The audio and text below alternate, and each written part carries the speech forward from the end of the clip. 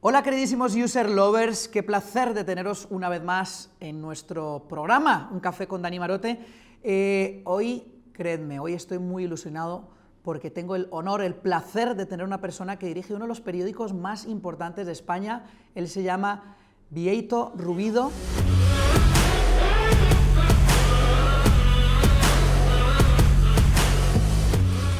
Muchas gracias, de verdad, a ti, por estar en el programa. Te lo agradezco, gracias a ti. Oye, voy a ir directo al grano porque una persona tan interesante como tú, no quiero perderme ni un ápice del tiempo que tenemos juntos, ¿vale? Muchas gracias. Quiero pedirte que saques la bola de cristal y que me digas dónde crees que va a estar el periodismo en 10 años. ¿Qué va a pasar? Porque ya se ha movido tanto. Sí, no me atrevo a garantizarte dónde va a estar. Tengo alguna idea clara, que es que la esencia del periodismo siempre es la misma. Es decir, si me apuras, es la misma desde las cavernas, en que había un relator de historias. Entonces siempre, al final, la comunicación, el periodismo, es una buena historia, bien contada, bien escrita, amena, clara y que se acierta. Eso es el periodismo. Y eso ha sido así sobre papel, en los programas de radio, en los pioneros de la radio, en la televisión en sus primeros tiempos, en el mundo actual, en el mundo digital. Siempre es un hecho cierto, relevante, que interesa a la gente y que esté bien contado. Y esa es la esencia del periodismo y eso se va a mantener igual. Ahora bien, ¿cómo se fragmentan los públicos? ¿Cómo viejos sistemas de comunicación pueden declinar frente a los jóvenes medios? En eso no me atrevo a dar conclusiones definitivas porque creo que, y lo digo con toda ponderación y equilibrio, creo que lo más inteligente es no decirlo. Ya. Porque si lo supiera con exactitud te lo diría, pero tampoco me atrevo a decir ni una cosa ni la otra. ¿Por qué? Porque intuyo que pueden ocurrir cosas interesantes. Yo creo que el papel tiene todavía virtudes muy relevantes y uno de ellos, curiosamente, es que es finito. Ya. Mientras la web es infinita y entra todo tipo de cuestiones, de contenidos, con lo cual, como decía Humberto Eco, permite que el analfabeto del pueblo tenga un protagonismo, en el límite que tiene el papel, donde además de alguna manera ordenamos algo que es el caos de la actualidad, en el límite del papel, a lo mejor a la vuelta de unos años hay un público que valora el hecho de que en esa finitud del papel lo que allí está es relevante y lo que no está allí no es relevante. Okay. Pero eso es un elemento más para el debate, pero evidentemente también te digo, a lo largo de la historia, la secuencia histórica, se ha demostrado que el soporte siempre ha sido superado, es decir, el soporte de la tablilla mesopotámica lo superó el pergamino romano, que después se mantuvo en la Edad Media, hasta que aparece la imprenta de tipos a mano fue superada por la gran imprenta industrializada. Entonces, a lo largo de la historia siempre hubo una evolución de soportes. ¿Por qué el papel de nuestros tiempos no va a desaparecer, igual que desapareció el pergamino de la Edad Media? Me gusta eso que dices y quiero pararme ahí un momentito porque creo que es importante y seguro que los user lovers que nos ven se lo están preguntando también, y es un periódico tan importante como el ABC, ¿cómo recibe la digitalización? ¿Es un incordio? ¿Es un grano en el culete? ¿O lo estáis abordando? No, en líneas generales es una enorme oportunidad. Solo yo te invito ahora a que salgas a la redacción de ABC y vas a ver dos características muy importantes. Una, es la redacción más joven en media de edad de los 4 diarios de Madrid. Sí. O sea, la media de edad de los redactores de ABC no supera los 32 años. Es una redacción muy joven, insisto. Y dos, la inmensa mayoría son ya nativos digitales, gente que ya se ha criado en el mundo digital y conviven perfectamente la cultura digital con la cultura de papel. Es más, nosotros tenemos de media diaria en torno a 2 millones de usuarios únicos, en nuestros medidores diarios, que hacemos diariamente y que además no nos queremos engañar. Después hay paneles como el de Comscore, que a veces nos da la segunda posición. El mes pasado nos dio la primera como ABC Sites, pero ABC.es estamos de terceros. Sí. Pero hemos ampliado muchísimo nuestra audiencia, es decir, que a nosotros Internet, la red, nos ha permitido llegar a muchísima más gente. Pero al mismo tiempo que ocurre eso, a todo el sector en todo el mundo le están ocurriendo cosas malas. Por ejemplo, vendemos menos, la publicidad se cae, se desploma, no solo para nosotros, también para las televisiones convencionales, para todos. Nuestros ingresos son mucho menores y hay como una especie de Contracción. banalización y banalización de los contenidos. Hay Sí. una gran frivolidad en los contenidos. Bueno, fíjate que te traigo una pregunta de eso porque efectivamente yo creo que es un problema grande. Las redes sociales. Si yo te digo redes sociales, ¿qué han significado para el periodismo desde tu punto de vista? La canibalización de nuestros contenidos. Las redes sociales al periodismo le han aportado alguna ventaja y muchos inconvenientes. Nunca todo es el 100%. Okay. Nos ha permitido sí difundir muchas informaciones, pero fíjate que curiosamente en las redes sociales no se valora tanto la marca de un medio como a las personas que trabajan en los medios. Claro. Y es curioso porque además, por ejemplo, en Twitter ya no tienes seguidores, lo que tienes es perseguidores, ¿no? Personas que utilizan el Twitter para insultarte, para denigrarte, para descalificar los contenidos de tu periódico, Sí. para muchas veces de manera sectaria y manipulando informaciones, crear debates absolutamente gratuitos. Lo que pasa es que yo tengo un poco desmitificadas las redes sociales. Sí. Yo te voy a dar un dato que me parece muy relevante. Sí. En España hay 47 millones de habitantes. En Twitter solo hay 7 millones, que son muchos, Sí. pero solo son 7 millones de los 47. El 80% de estos 7 millones no tienen menos de 300 seguidores. Ya. Con lo cual, claro, a veces a lo mejor tenemos un cierto espejismo y a veces hay un espejismo en torno a la red y a debates que se suscitan en la red que en realidad no deja de ser un grupo determinado de la sociedad. O sea que las redes sociales, en tu opinión, acercan a la audiencia al periodista, pero no tanto al medio. Y entonces, Sí, obviamente, eso es un problema para sí. la marca del periódico, vamos a Sin decir. duda. Hombre, nosotros como ABC tenemos 1 millón largo de seguidores, 1.200.000 en este momento. Sí. Si esta entrevista queda anclada en la red muchos años, pues para entonces tendremos muchos más seguidores. Pero evidentemente nos sirve para amplificar, pero no nos sirve para... Progresamos poco con la red como medio, como concepto. Yo siempre digo que el periodismo, o sea, el mundo es mejor desde que hay periódicos. Sí. El periodismo es un gesto de civilización, es un paso de la civilización. Y los países con buen periodismo son países más civilizados. Y entonces, en algunos aspectos, al periodismo con sus sombras, con sus dudas, al periodismo clásico, a veces la manipulación inmediata y poco reflexiva que se hace desde las redes no está contribuyendo a que el periodismo sea mejor que lo era antes, sino que está contribuyendo a veces a que sea peor, precisamente por la precipitación, por la prisa, por la falta de reflexión. Entonces, por ejemplo, algo que caracteriza a la sociedad en la que estamos ahora mismo es que el pensamiento elaborado cada vez hay menos. Sí. O sea, pensamiento complejo cada vez hay menos. Y claro, el ser humano ha avanzado a base del pensamiento complejo. Bien, me gustaría recuperar lo que hablábamos al principio del modelo de negocio, que es esto que seguramente que le está haciendo mucho daño, bueno, a muchas empresas, no solamente a vuestro sector, pero cómo un periódico como ABC está abordando esa transformación digital. Y te pediría, por favor, que lo hablemos en cristiano para que así la audiencia, que hay muchos emprendedores y pequeños empresarios, nos puedan entender qué estáis haciendo, veis la luz, todavía no la veis, qué pasos estáis dando. Honestamente no la vemos. Vamos a ver, aquí estamos trabajando, y además quien diga lo contrario miente. Estamos trabajando con prueba-error. ¿Sí?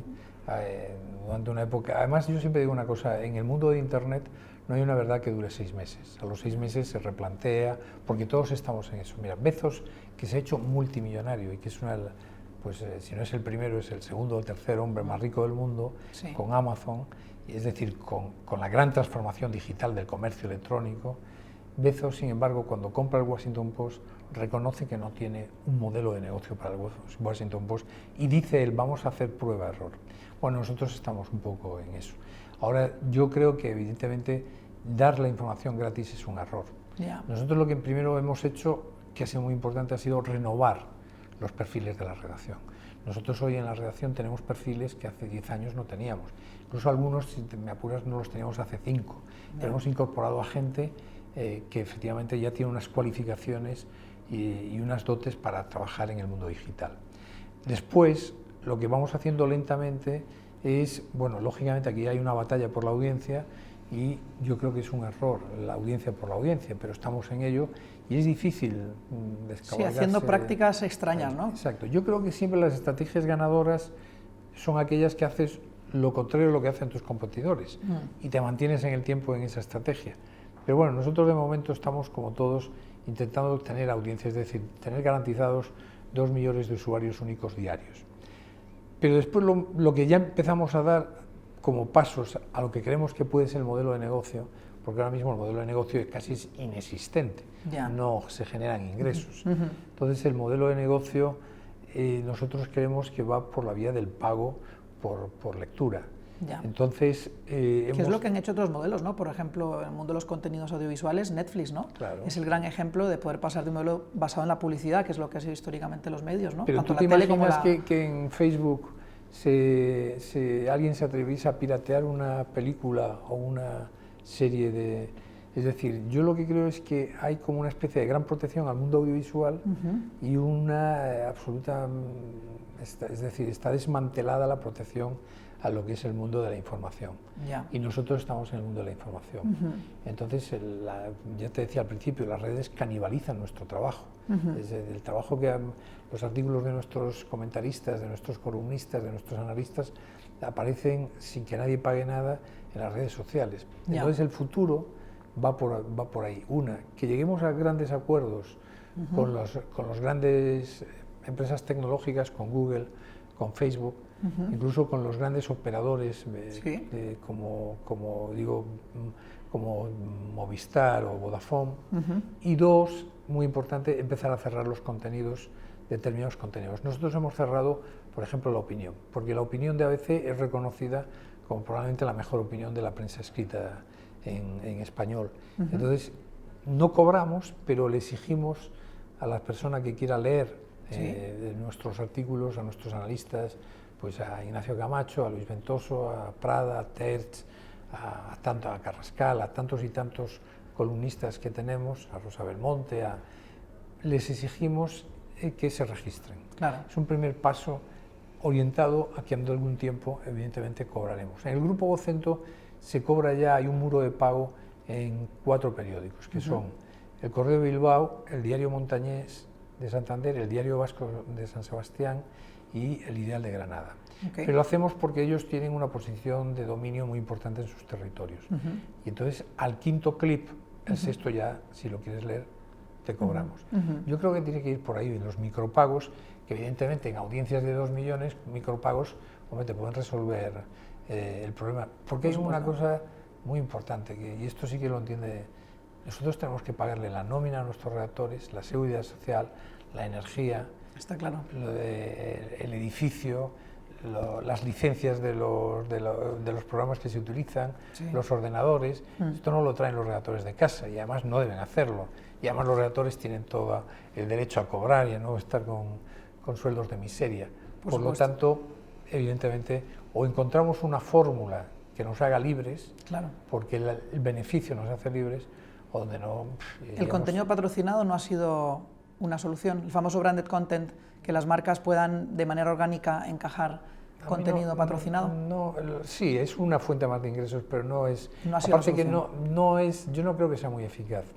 Es decir, existe, estamos trabajando, tratamos de tener el mayor posible, porque no vamos a decirle que no a nada dentro de los cauces de la legalidad y que no se diga ninguna injuria, ninguna calumnia. Tratamos de utilizar toda la publicidad de este tipo que podemos, pero honestamente ni hay mucha y sobre todo tengo serias dudas de que sea eficaz. Bueno, traía una pregunta que era si era más rentable papel online, pero me has dicho que ninguno de los dos está siendo rentable, con lo cual mejor ni te hago la pregunta. Pero hay un dato muy importante, que sí, muy importante, y es que todavía el 70% de nuestros ingresos está en el papel. Del papel. A veces todavía todos los días ingresa más de 100.000 euros por venta de ejemplares. Y desde luego no ingresa todos los días 100.000 euros por lectura en la parte. Es decir, pero no solo ABC, el New York Times también.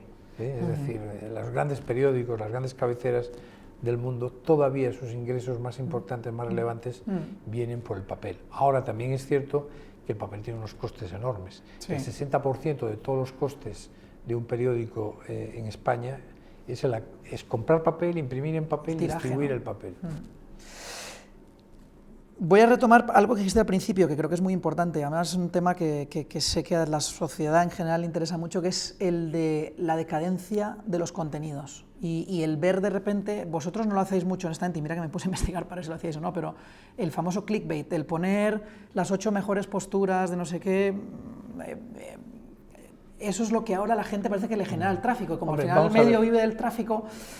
Claro, no, ¿Cómo salimos de esa decadencia del contenido? Mira, en el día de ayer, la noticia más leída en abc.es era que Victoria Beckham había ingresado en una clínica de desintoxicación. Ya. Y ya la segunda era el caso del periodista, de la venta de corbetas a Arabia a raíz de la polémica del asesinato del periodista Khashoggi pues, en el consulado de Arabia Saudí en Turquía. Esa era la segunda. Es decir, pero la primera era una noticia absolutamente frívola. Sí. Nosotros tenemos una sección de ese tipo de contenidos, porque lo hemos tenido siempre, también en el papel, pero evidentemente no le damos preeminencia. Y ahí sí que tenemos que decir, y yo no voy a señalar a nadie, pero yo creo que con respecto a algún competidor nuestro, nosotros tenemos, digamos que muy poco dopado nuestro tráfico, dopado poco en cuanto a compra de tráfico en redes sociales y dopado en cuanto a contenidos que tienen que ver pues, con frivolidades, ¿no? Tenemos esos contenidos, pero no les damos la preeminencia que le dan otros compañeros. Hablemos de las fake news. ¿Cómo no íbamos a hablar de las fake news? Yo siempre digo, fíjate, yo hice todo un contenido para hablar de fake news y no sé si vas a estar de acuerdo conmigo o no, pero yo pienso que las fake news no es nada nuevo, quiero decir. Totalmente de acuerdo. Muchas otras plataformas antes de Internet ponían cosas que no tenían el rigor que te estabas diciendo tú que debería tener el periodismo puro, el de verdad. Entonces, si no es algo nuevo, ¿por qué ahora de repente nos asusta tanto? ¿Por la facilidad de manipular a la gente a través del digital? Eso es, por eso Trump, ¿no? Todo el mundo dice que Trump en buena parte ha sido presidente de los Estados Unidos por estas famosas fake news. No, vamos a ver, yo creo, mientras me hacías la pregunta pensaba lo mismo, estaba ya pensando lo mismo que has dicho tú. Es decir, las fake news, la guerra de Troya, aunque es la guerra de Troya ya en sí misma era una fake news, estaba todo basado, es decir, las fake news nacen con la humanidad, es decir, en realidad es las noticias falsas, ¿no? Claro. Porque llamarle fake news, siempre hubo noticias falsas, lo que pasa es que, mira, si tú pudieses escrutar una campaña de Lincoln, la campaña de Lincoln, o de Churchill, o de Adenauer, o de Charles de Gaulle, o de Lyndon Johnson, o de John F. Kennedy, si tuvieses las herramientas que hoy tenemos, pues a lo mejor te encontrabas con la sorpresa de que ya se hacían muchas prácticas poco santas en el mundo de las campañas electorales, etcétera. Que ahora con Trump hayan aflorado, pues sí, también con toda seguridad cometieron algún tipo de... No pretendo defender a Trump en este caso, quiero decir que ese tipo de comportamientos existió siempre. Lo único que ocurre ahora es que somos más conscientes de ellos porque las herramientas que nos permite el mundo digital nos permite comprobar. Nos permite dos cosas. Una, que la mentira se propaga con mucha más celeridad, con más rapidez, y dos, en muy corto de tiempo desmontar la mentira. Lo que pasa es que sí es cierto que aquel viejo dicho que la mentira al final calumnia, que algo queda, algo de eso sí funciona. Queda la estela. Exacto, y de hecho hay una... Fíjate, los datos, en el mundo de los datos, que es el que vivimos ahora, se han multiplicado por 2 los miles de millones de datos que maneja la humanidad. La mitad de esos datos son falsos. Por ejemplo, el debate de la independencia catalana está basado en una ficción, pero aparte de la ficción esa tiene un montón de datos que son falsos. Sí. Es falso las balanzas fiscales, son falsos la recaudación fiscal, es falso la potencia económica, es falso... hay un montón de datos, bueno, por no decir ya falsear la historia, pero eso ya... Estoy hablando de los datos objetivos sobre los que se construye el castillo de naipes del independentismo catalán, es todo sobre mentiras. Y no se han desmentido hasta que alguien tuvo el interés de empezar a analizarlas, pero durante mucho tiempo se decían estas cosas con un desparpajo y se decía, no, es que en Alemania nadie pasa del 4% de solidaridad y tal. Mentira. Es que en Alemania se publican las balanzas fiscales, mentira. Es que nosotros exigimos que en España hagan lo mismo que en... todo eran mentiras. Y se siguió, es que nosotros aportamos al resto de España no sé cuánto dinero. Mentira. Y todo eso, te pongo este ejemplo para que veas cómo se puede crear un estado de opinión sobre mentiras.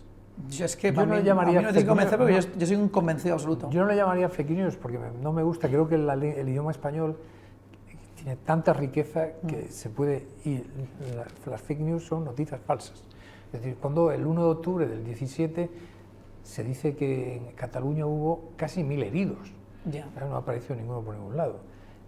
Eso son noticias falsas, pero claro, lo que sí se ve es la intencionalidad y la instrumentalización política de las mismas. Bieito, me gustaría... Bueno, sabes que este programa es para los user lovers, es como llamamos a nuestra audiencia, amamos al usuario, amamos a las personas.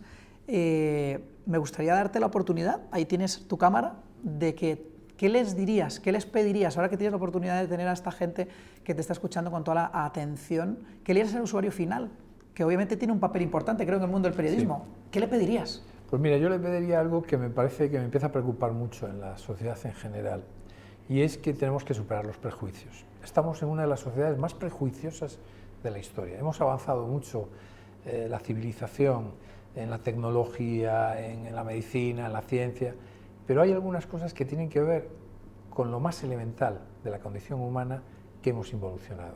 Entonces, por ejemplo, la juventud española actual es probablemente la más sectaria de los últimos 100 años. Se posicionan en un lugar y no admiten el criterio del otro, ni siquiera de reflexionar a ver qué parte de razón puede tener el otro. Entonces, yo lo que le pediría a mucha gente es que superara los prejuicios. En el caso concreto de ABC, supera los prejuicios y entran a veces te sorprenderás. Te sorprenderá precisamente porque también tiene, o procuramos, y forma parte de nuestra cultura, ser amables. Nosotros procuramos hacer un periodismo a favor de, no hacemos un periodismo en contra de. Ahora, evidentemente, cuando hacemos un periodismo a favor de, si hacemos un periodismo a favor de la unidad de España, lógicamente nos posicionamos contra uno. Si hacemos un periodismo a favor de la lengua española, pues evidentemente aquí nos posicionamos contra los que la atacan. Si hacemos un periodismo a favor de la libertad, en el amplio sentido, libertad de expresión, libertad de movimientos, economía libre de mercado, libertad de pensamiento, pues evidentemente nos tenemos que posicionar. No podemos ser neutrales. Yo no puedo ser neutral contra quien va contra la vida, contra quien quiere matar. Yo no puedo ser neutral contra el terrorismo, frente al terrorismo. Pero sí procuro hacer un periodismo a favor de la civilización, de la concordia, de la convivencia, del respeto a las ideas del otro. Y por eso te decía, yo creo que uno de los pecados más importantes que tiene este momento de la vida de España es el prejuicio. La gente tiene un prejuicio y ya no entra, oye, supera el prejuicio, que te hará mejor. Y sobre todo si eres periodista te hará mucho mejor, porque no puedes ser periodista y ser prejuicioso.